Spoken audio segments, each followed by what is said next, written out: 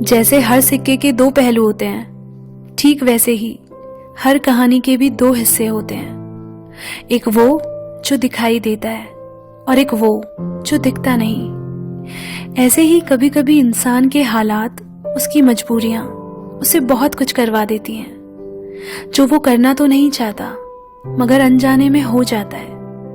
फिर चाहे उसके पीछे की सोच और नीयत साफ क्यों ना हो, हम उसे ही कसूरवार मान लेते हैं, बिना उसका दर्द, उसकी तकलीफ, उसके हालात को जाने। बस हम खुद ही को ही सही समझ लेते हैं, ये सोचे बगैर कि जिसे हम गलत समझ रहे हैं क्या वाकई में वो शख्स ऐसा है भी या नहीं। क्योंकि कई बार जैसा हम देखते हैं और सुनते हैं, बात बिल्कुल उसके ऑपोजिट होती है और यही वजह बनती है रिश्तों में लड़ाई झगड़े की। जो बात आपको सही लग रही है वो जरूरी नहीं सामने वाले को भी सही लगे।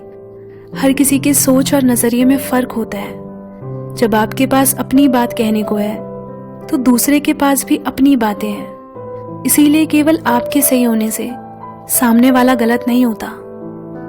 हाँ, उनका तरीका शायद गलत हो सकता है, आप उनकी बातों से, बिहेवियर से हर्ट भी होते हैं, मगर उनके अंदर क्या चल रहा है और ऐसा करने के पीछे उसकी वजह क्या है, ये जाने बिना यूं किसी के लिए राय मत बनाओ कि वो गलत है।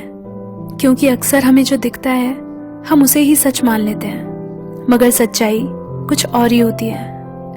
वो कहते हैं ना, जो दिखता है वो होता नहीं और जो होता है वो दिखता नहीं।